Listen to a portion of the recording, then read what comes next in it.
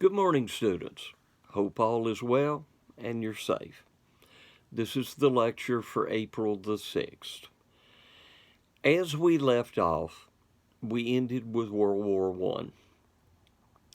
World War I, other than the total disaster that it left across the world as far as loss of human life and destruction of property and other things, had another consequence. Not directly an outgrowth of the war, but I guess we could say attached to it.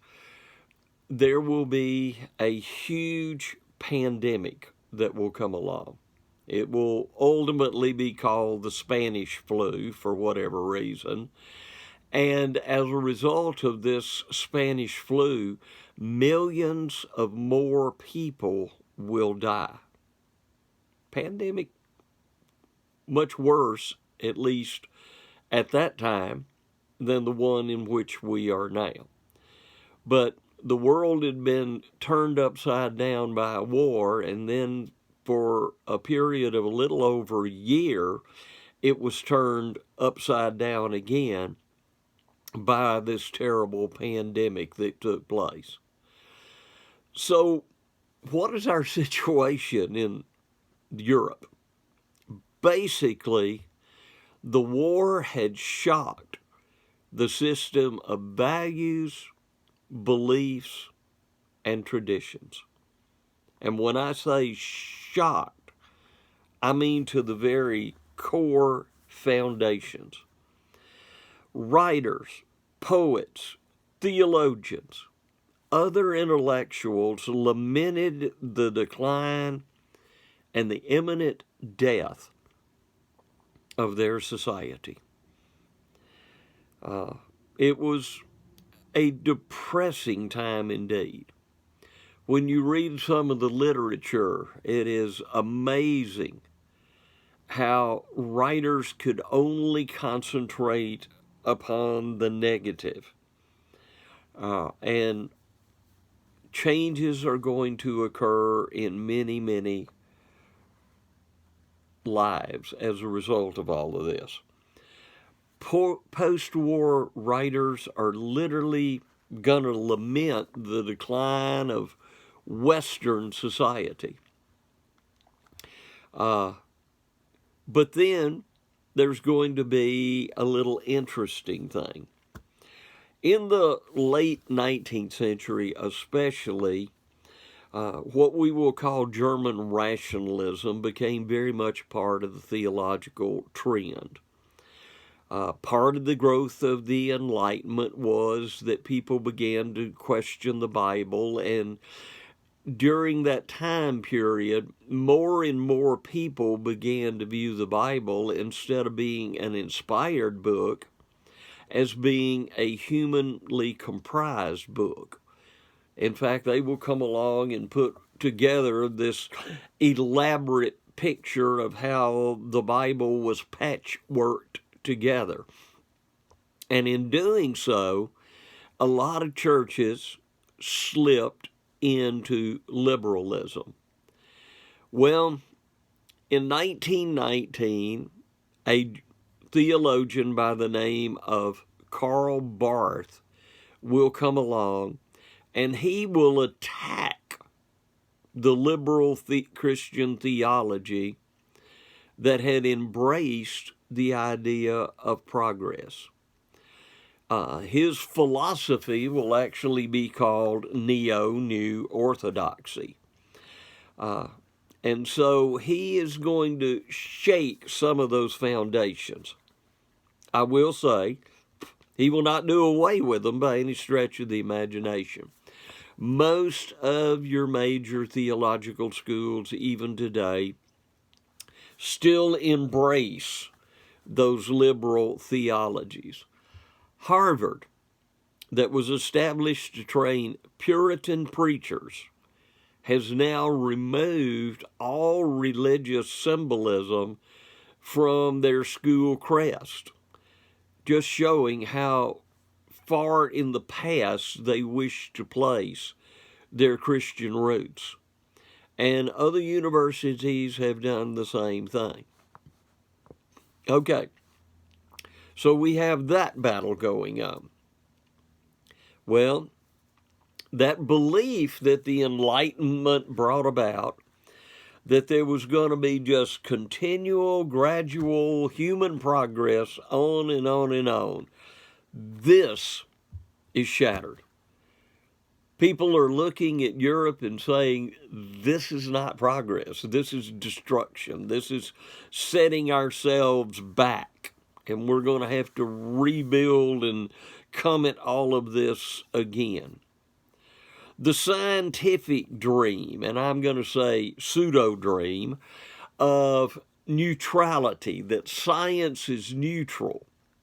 Well, obviously, that notion has been blown away, because the development of military science, ways to better kill ourselves, has obviously expressed itself in full ways as a result of the war.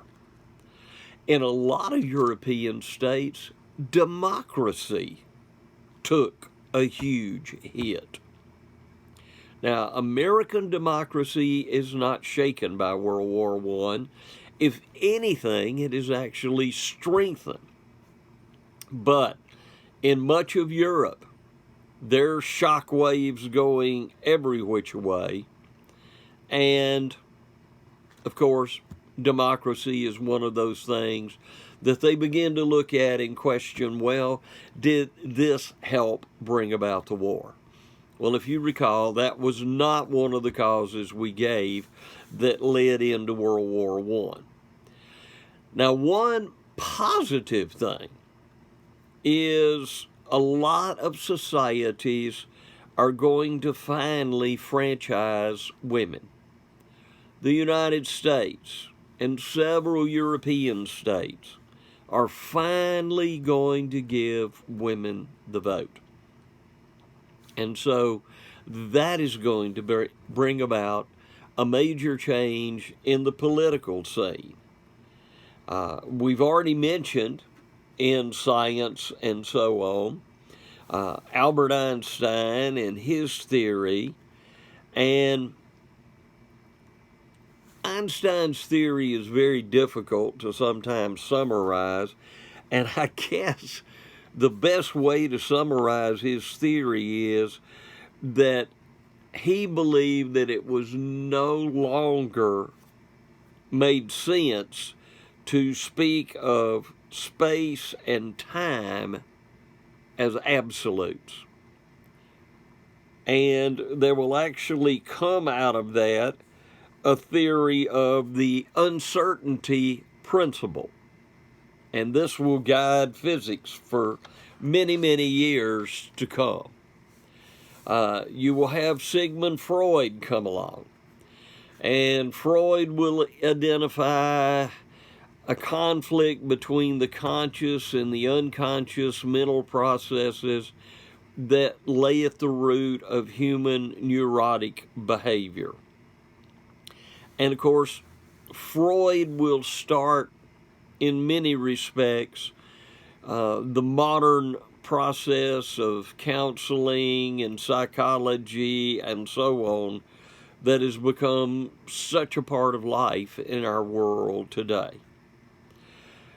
19th century and 20th century artists begin to experiment, and we create, on the one hand, naturalistic landscapes or portraits made with cameras. And so, as this is being done, many of the artists turn to what is called modern art. And this depicted objects, and the only way I can describe this, students, is in a distorted form. And you will have other artists come along who will try to express themselves in pure color or shape. You will see a lot of bold colors in artwork. And this is going to be a major, major change. artists will argue they have the right to their own reality and that they have the right to distinguish between what is good and bad art. Well, the 20s were a period of uncertainty and depression in Western Europe. Now, I will contrast that. Basically, the 1920s in the United States were party time. Some of the old morals of the Victorian age were being thrown away, and there were some radical changes being made on the parts of many Americans. And quite honestly, the automobile is going to fuel this because it gives Americans a new sense of freedom, travel. And a lot of industries are going to begin to build up surrounding the automobile industry. There'll be new motels, new restaurants, and things of this nature. And so they have to build new roads and other bridges and so on to keep up with the demand. And quite honestly, beginning in the 20s, the United States is going to develop a love affair with the automobile. And if you go back and look at pictures of the history of the automobile, you will see some beautiful examples and almost expressions of artwork in the building of automobiles. Chrome and decorations and more power and more efficiency and all kinds of new devices that will come along and make the automobile even more serviceable to the American people. Well, there are going to be changes in attitude. Religion is going to take a hit, and of course there will be a backlash against that. Racism in the United States will continue, and the Ku Klux Klan will actually have a massive revival during the 1920s. And during this revival, it will turn into a purely racist organization. It is anti anything that is not quote unquote white America. There are new forms of music, new forms of dancing. And of course, there are many individuals that will come along in the United States and they will look at all of this and they will decide, well, this is going to spell the doom of American society. Well, we actually did survive the 20s. We got through them. There may have been some growing pains, but we actually got through the 1920s. There will be a greater rift, though, between large cities and small towns and rural areas. The people in small town and rural areas will begin to look on the folks in the big cities with a great deal more suspicion. And in some respects, that hasn't completely gone away, even in our world today. Well, during the 20s, there's a lot of wild spending going on in the United States, and as Europe begins to recover, we can truly describe the early part of the 20s as being a new consumer culture. New devices come out, people are told they have to have them. In the United States, we're going to have credit buying, and people are going to go into debt like people have never gone into debt before. You're going to have farmers that were doing so well during World War I because American farmers were growing crops for all of Europe, and now there's a drop in the market for them. And so American farmers begin to get into trouble. They have to borrow money for expensive machinery. And so farmers go into debt as well. There's wild land speculation out in the West and very few restrictions upon that.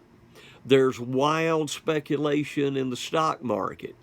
And just as Europeans were deceived by the idea that progress would continue, there were many in the U.S. who believed that the stock market would do nothing but continue to grow and rise. It would never suffer a setback again. And those were dangerous attitudes. So you had all of this wild speculation going on. And in 1929, October of that year, the one thing the U.S. believed could never happen happened. The stock market collapsed. Now, if you keep up with the stock market at all, you know it has times when it grows, times when it has setbacks. Of course, the current situation we're in right now is creating some major setbacks in the stock market, but eventually it'll have a recovery. So this is part of the stock market. Corrections is generally what they call it. But this was a major correction. You will have people that woke up that October morning millionaires who were paupers at the end of the day. And of course, when the stock market crashed, people ran on the banks. They wanted to get their money out of the banks because they didn't trust them. Banks began to collapse. Banks began to call their loans in. People couldn't pay their mortgage for their businesses or their mortgage for their homes or the payments for their automobiles. Repossession started, and it was like somebody pushed over a bunch of dominoes. And one by one, things began to fall apart. And all of a sudden, we've got massive closings, massive foreclosures, massive unemployment all across the United States. Well, Germany had already been in a depression, obviously having to pay for a war with which they had to assume the blame.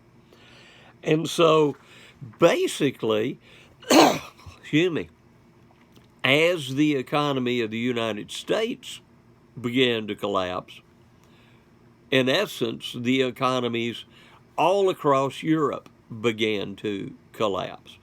Because as the U.S. government got into trouble, they began to call the loans from Europe.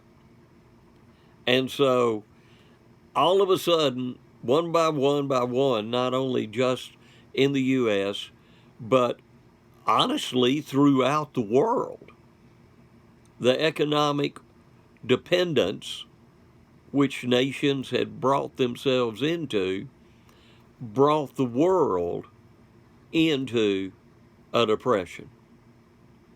And when we talk about this depression, it is generally called the Great Depression because it did influence so many people. You have farmers losing their farms. You have people losing their homes. You will have homelessness, people wandering around, wondering what to do, trying to get jobs, people standing in food lines for basically a bowl of soup, men leaving their families and wandering around the country trying to find some kind of job to get some kind of money. And then if that were not enough, in the Midwest United States, there will be a major drought. And so a lot of the farmers will be put out of business as a result of that. So you've got unemployment. You've got business failures by the thousands. And, of course, when a business fails, anybody that works for that business is suddenly added to the unemployment list. And so basically, every industrial society saw its economy shrivel. And nations that relied on exports of manufactured goods, such as Germany and Japan in particular, would wind up suffering the most. So, we have a virtual halt and a stall of economic progress all around the world. International cooperation breaks down, and so governments turn internal. They're not concerned with what might help them and another country. All governments become concerned with is what can we do for our country and our people. And so some nations will fare a little bit better than others, but all, are going to suffer tremendously. So, what happens? Well, in the U.S. especially, President Hoover basically takes an attitude, let nature take its course. And of course, that is a horrific thing. Now, you may look around today, if you go to Chattanooga or Nashville or somewhere like that, and you see homeless people on the street. You may see people living under bridges or in parks. This would have been common across the U.S. during the 1930s. There was just no jobs. There was no money. People were living in pasteboard boxes. They would throw up on vacant lots little shanty-type one-room shacks to protect them and their families. It was a very, very sad time. And it was a time that was extremely difficult. Now, I will say this. People in cities would obviously tend to suffer the effects worse than people who lived in rural areas. Because if you had even a little piece of land, you might be able to plant a crop, have a few vegetables in a garden or something like that, and be able to supplement your food in that way.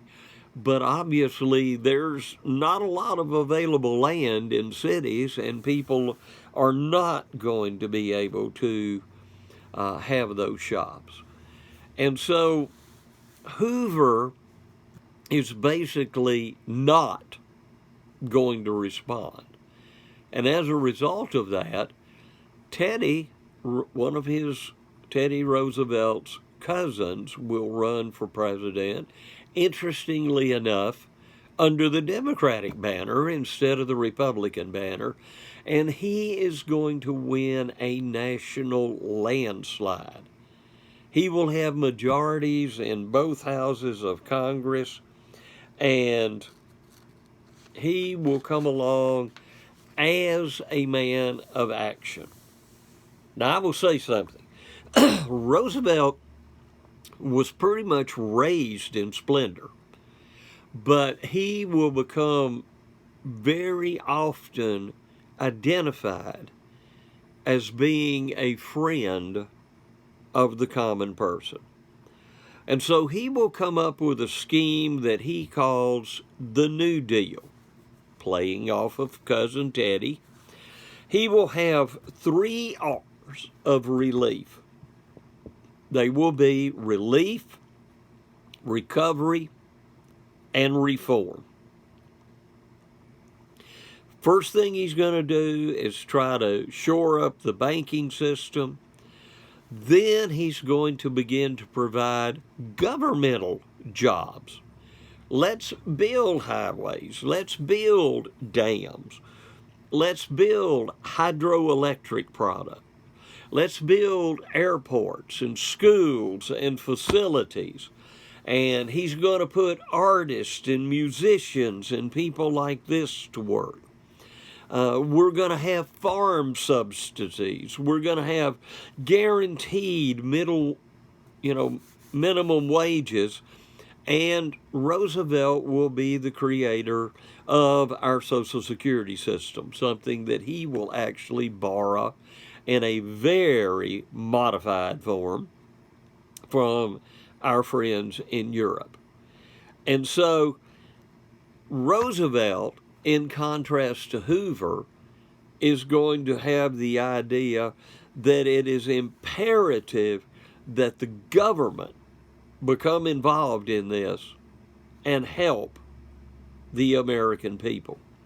And so this is going to be a massive shift in American governmental policy.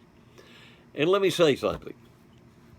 When the government becomes more involved in something, it generally does not ever back out.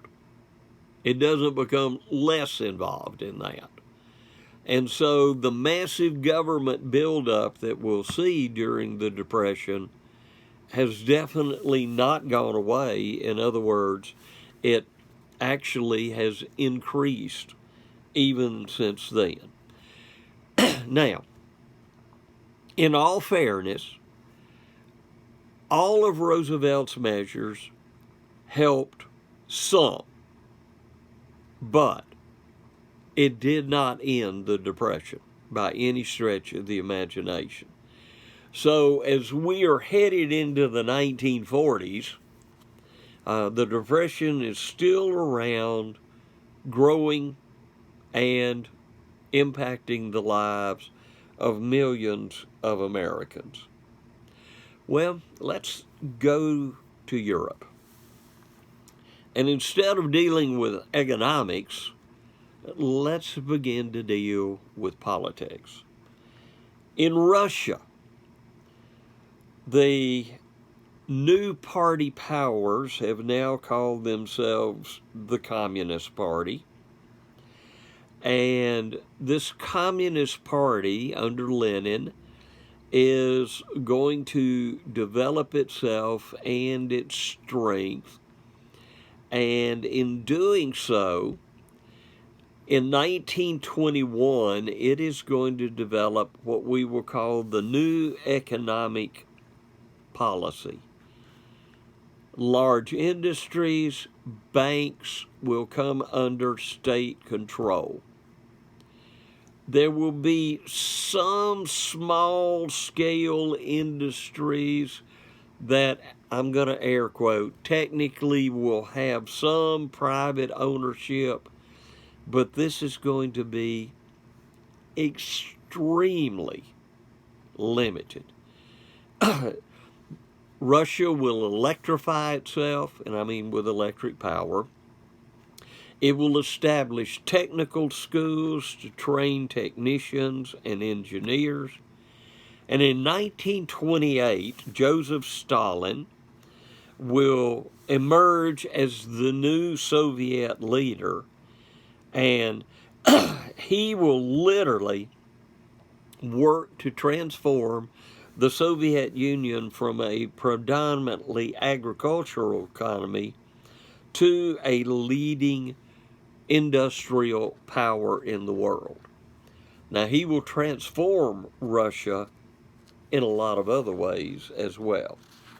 He will have his secret police. And if you speak against the government today, probably no one's going to see you tomorrow. At least not in your local neighborhood, not where you come from, because you're going to disappear. You're going to be arrested. You're going to be put in a work camp in northern Siberia and probably never heard from again, if you are not outright taken out and shot. So he is going to assume a fanatical dictatorship control over the Soviet people. farms will be turned into large collective farming. And this basically, and if you talk to people who supported the Soviet system, they would criticize my analogy here, but this was basically reverting back to the old system of feudalism. Because you lived on a farm, you had a little portion of it, you contributed to the work of the whole farm, la-di-da-di-da. So we're running the clock backwards instead of forwards. Now, farmers will not take to this well, and many of the Soviet people, as these changes are underway, are going to be living in desperate, miserable conditions. It's going to be a very, very difficult time for them. And where Americans have refrigerators, radios, automobiles, and so on, that is not true in the Soviet Union. And Stalin and the other communist leaders will tell the people, well, you have to sacrifice for the greater good of the nation. Now, let me assure you that in communism, everyone is not on an equal plane. There are haves and there are have-nots. The one thing communism probably does accomplish is do away with the middle class. But very few haves, and they are always going to be associated with the Communist Party in some shape, form, or fashion, and a whole lot of have-nots who are going to be the people under that. Now, Stalin will also come along and purge about 2/3 of the delegates of the Communist Party. And literally, he will bring everything under his control. If we were back in the early modern period, we would call him an absolutist ruler. And that's precisely what he had become. He was the dictator of the Soviet Union. Well, in 1919, Benito Mussolini of Italy, and Italy kind of got a raw deal. They were on the Allied side, but they didn't come out very well as far as the Versailles Treaty went. And so they were not completely satisfied, to say the least. And so he creates what is called the Fascist Party. Now, they wanted to create a new national community which they defined as a nation state or a unique ethical group. And as a result of that, what they created was a veneration of the state, a devotion to a strong leader, emphasis upon ultra-nationalism, and militarism. And not only will this go on in Italy, but this same type of movement will begin to have a growth also in Germany. Now, I might say that fascist governments are a belligerent form of nationalism, and they have a phobia. Your textbook says fear. It's more than a fear. They have a phobia of foreign states. So if you are not fascist, if you are not a part of that national movement, you are looked on with suspicion no matter what. No matter what. If you are totally neutral in what is going on or whatever, you are still looked at as being under suspicion. And so Mussolini will gain a lot of support through the use of violence. And he will have a group of thugs, brutes, who will wear their little black shirts, and they will go around and beat, if necessary, the population into submission. They will work on Rome, they will take over Rome, and this new form of government will emerge by removing the king, Victor Emmanuel III, who will effectively give power to Mussolini. They will then come along and pass a series of laws that transform the state into a one-party dictatorship. And they wanted to mold Italy into a single-minded community. They will eliminate all other political parties. They will curb the freedom of press. They will outlaw speech and association. And so, by 1936, Mussolini is solidly in power. Now, he never completely achieved his goals because he could not destroy the old structures completely. Well, Germany has a new party. It's called the Weimar Party. It's fairly democratic in its leanings, and through the 20s and early 30s, a very bitter, ambitious person begins to make his rise. And he is basically going to rise to power in the very same way that Mussolini did in Italy. This man's name is Hitler.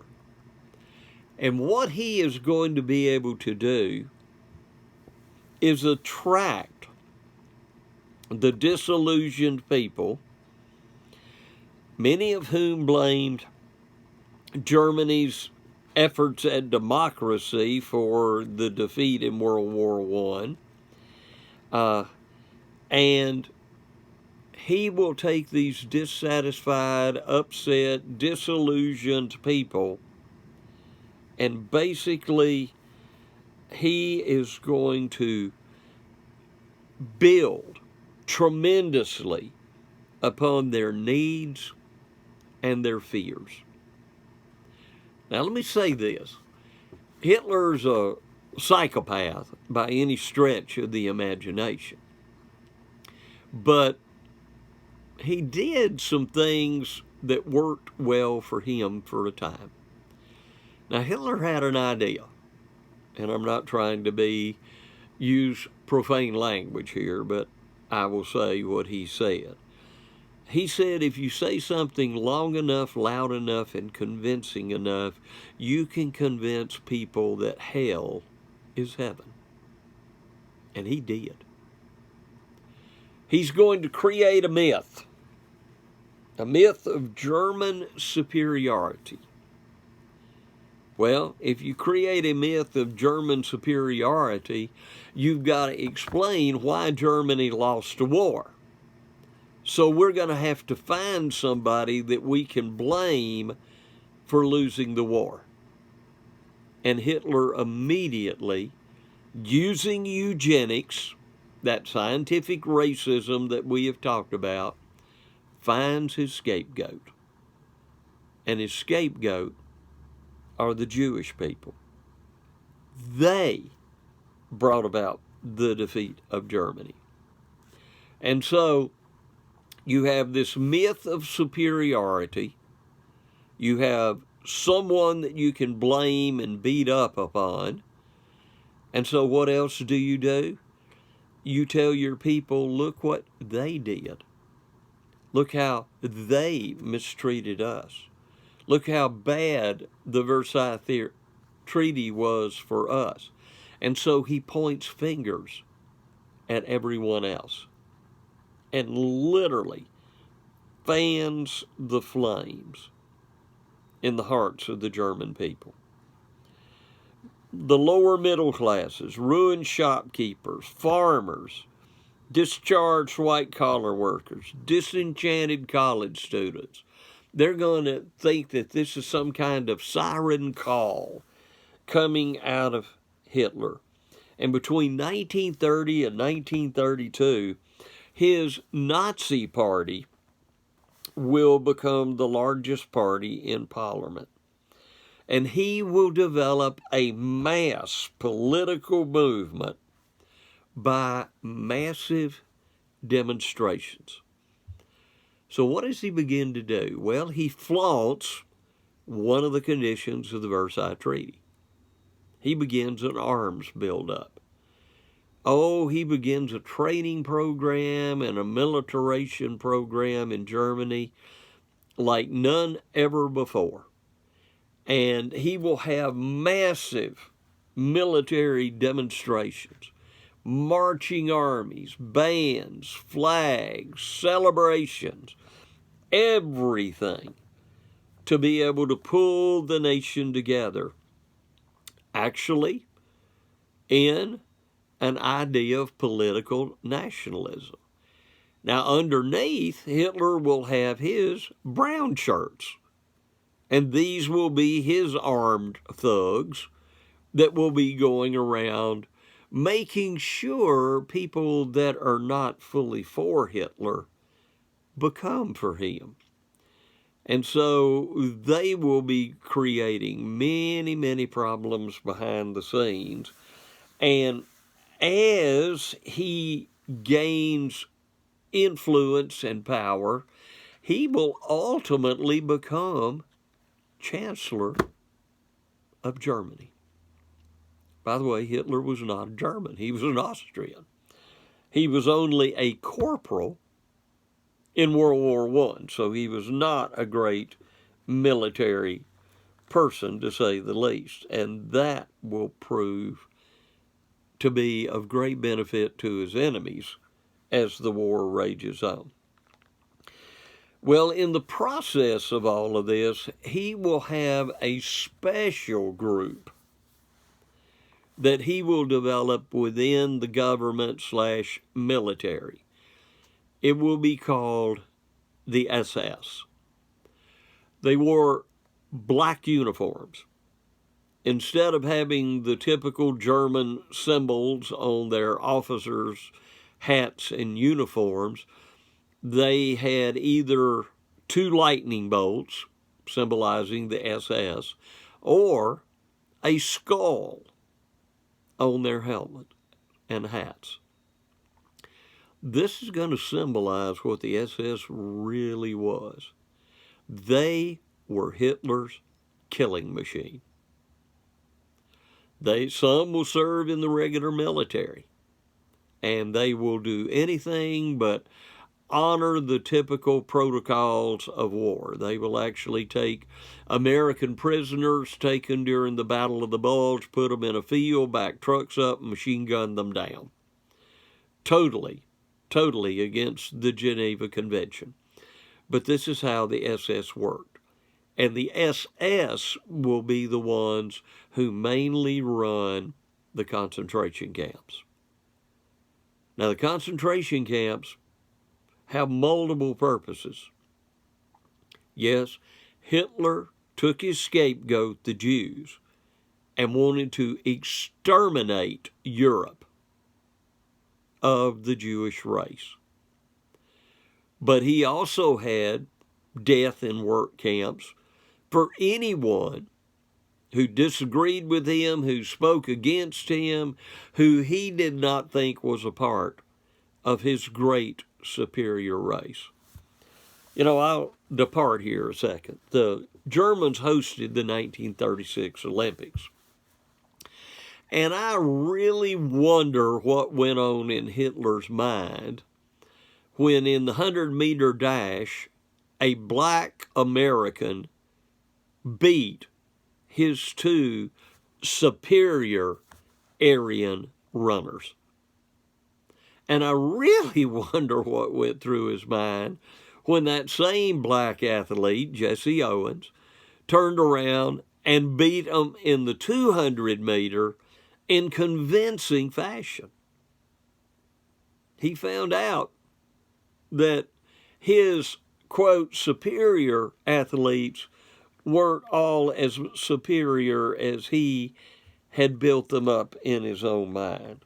And I really wonder, I really do, what went on in that man's mind. It didn't make any difference, didn't change his attitudes, obviously. And so he built a race-based national community. If you're not a part of the superior race, if you're not a part of the people that are going to be a part of our program, we're going to eliminate you. And again, I go back. This is part of scientific racism. This goes all the way back to a basic premise of Darwinism. Survival of the fittest. Hitler believed the German people were the fittest. They deserved to survive. Anybody that was not as fit as they were, well, you see where that took it. And so he literally fanned his nation into a frenzy. He set in motion a cult of motherhood that was unlike anything that had ever been seen before. He wanted women having healthy Aryan babies to build up his nation. And so men were to become warriors. Women were to become the mothers and heroes of the home. And in 1933, he will actually ignite a compulsory sterilization program for men and women that were determined to be inferior. And so we have mercy killing. Thousands of men, women, and children will be put to death because they are not judged to be superior enough to survive. And anybody that was considered useless to society would be taken out of the way. But anti-Semitism goes on steroids in the case of Hitler. It literally does. Because this is going to be what will encompass a lot of his attention, supposedly behind the scenes. Now, there has been a debate for years and years and years. Did the German people know about the concentration camps? Sure they did. Sure they did. They just denied it. Didn't want to believe it. Didn't want to accept what was going on. And so after 1933, what the Germans do, they begin to damage Jewish businesses. Then they begin to fire prominent Jewish people from educational, medical, business professions. Then they begin to push them into Jewish neighborhoods that will be called ghettos. And so they get them rounded up, literally. And that's what it's all about, getting them rounded up. And so by 1938, they are ready and unleash their violence upon the German people, especially the Jewish German people, in a way that you and I possibly could never, ever imagine. So these are kind of the foundations that lead us in to World War II. And let me say a few things about World War II. both in Europe and in Asia, the war is definitely a racist war. You've got the Germans feeling they are the superior people. You've got the Japanese feeling the same way, that they are destined to rule all of Asia. And so these attitudes are dangerous. They're dangerous attitudes. And of course, what they are actually going to do is plunge the world into a second war that, quite honestly, is going to wind up making the first war look almost pale, because we have new technologies, new abilities. In other words, between World War I and World War II, or, as I like to say many times, World War I Part 2, we're going to develop a better means, if you want to use that word, of destroying human life and property. And so it is going to be an uncertain time. So we go from a war to, on one hand, Europe in depression, on the other hand, America celebrating, and of course realize the war wasn't fought on the American continent, so most Americans did not see the war. Then we go from there to a depression, and in the process, we have three huge dictatorships, brutal, and I want you to understand that. All three are brutal. Stalin was just as big a sadist as Hitler was. And human life had very little value to any of those individuals unless it was some kind of human life that they could manipulate and use. And so these are the situations that develop in Europe. And by the way, the Germans and the Italians will pretty much unite themselves together in interests. Mussolini and Hitler are going to support one another. Now, they will each develop their own armies and so on, and they will have some of the similar military goals during World War II. Hitler will feign friendship to Russia, but eventually he will turn on Russia after he has done his work in Central and Western Europe. And so we come into an unimaginable age, an age where human life is not respected, where human life is not honored, where human life is something that is quite disposable and we can throw it away. And one of the lessons we did not learn out of World War II is to rid ourselves of that attitude.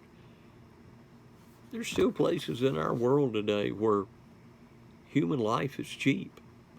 Communist China being one of those places. Many places in the Middle East, human life is cheap. The leader of Syria bombing and killing his own people. Saddam Hussein of Iraq did the same thing. The Iranians have done this. As we mentioned in our last lecture, the Turks turning on the Armenians and so on. And so we live in an age where human life is not valued and respected. And that's a terrible thing indeed.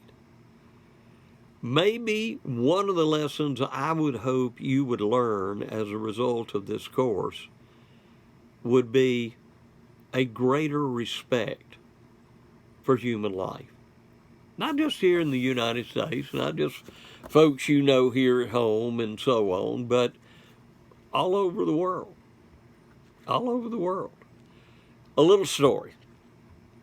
My second trip to Russia, part of that trip, I was invited to come to a preschool. Now, I'll give you a little sideline. My hostess was a little 5-year-old, blonde-haired, blue-eyed Russian girl. Could not speak English. The only thing she could say was, "Hi." But she led me around by my little finger, would sit in my lap when I was sitting down, actually fed me those little tomato tomatoes, which I ate every one that she put in my mouth. And if I could have gotten that child on a plane and brought her back to the United States, I would have actually wound up with 4 daughters instead of 3. But after my tour, after my visiting, the kids sang me some songs. They were so thrilled to meet an American. The teacher sat down and they wanted to talk to me about some things. And so, very first question, what is the biggest difference between an American child and a Russian child? And my answer was the language. That's the biggest difference. What's the biggest difference between an American child and an African child? The language. An American child and a South American child. The language. Of course, I could say the biggest difference between an American child and a British child is the language. But kids are kids are kids.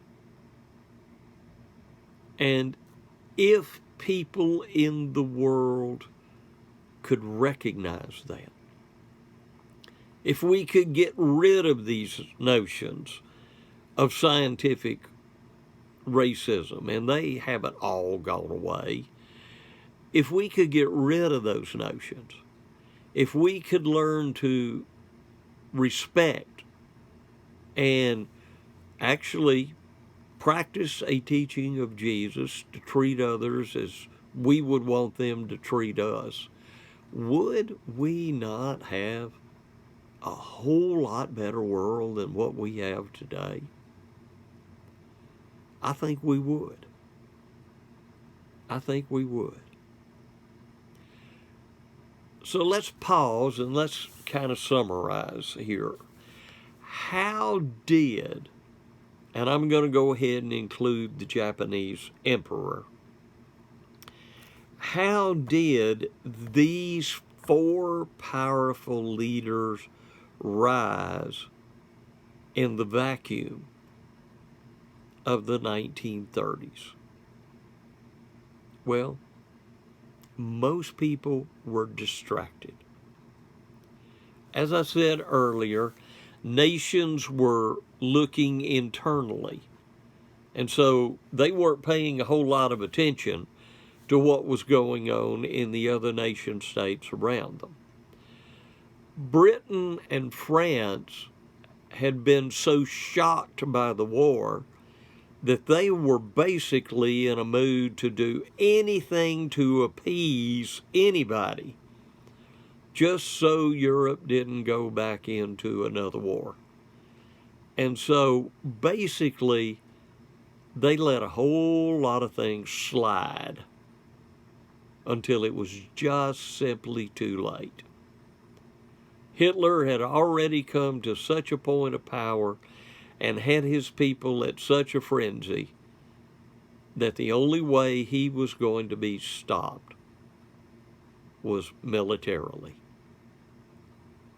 And so you have a fanatical military government based on religion in Japan. You have a fanatical military government based on a pseudo religion, and yes, I think Nazism could be called that, in Germany. You have a fanatic military regime based on no religion. Communism doesn't allow for a God. And so you have two military fanatics and then a non-religious military fanatic. And what can the world expect? What can you honestly plan on? There's going to be another war. It's inevitable. And of course, in the case of Germany and Russia, it's finally going to be who was the biggest, who was the baddest, who could control. Now, as we're going to take a break, and we're going to kind of look at some things in Asia and the Southeast, Latin America, and so on in our next chapter before we actually enter into World War II. But these are the things that are brewing in Europe. And I will say beyond a shadow of a doubt, Hitler's ultimate goal was to exceed that of Napoleon. He wanted to rule all of Europe.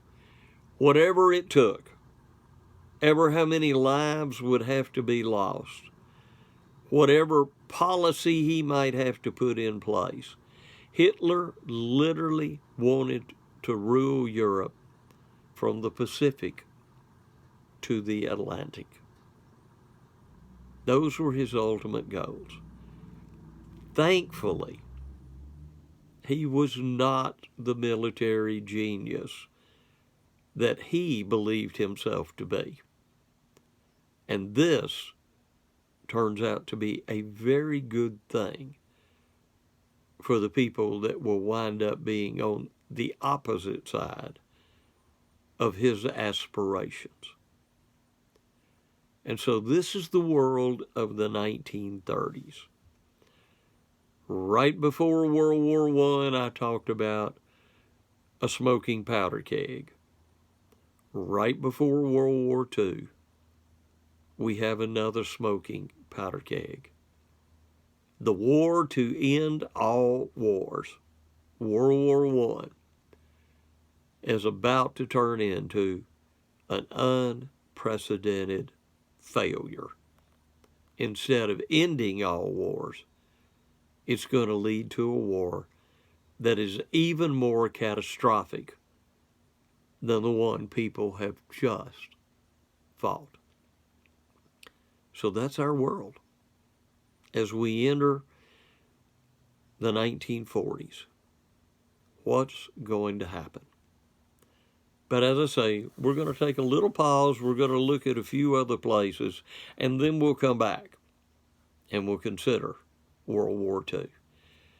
Students, please keep yourself safe and have a good day.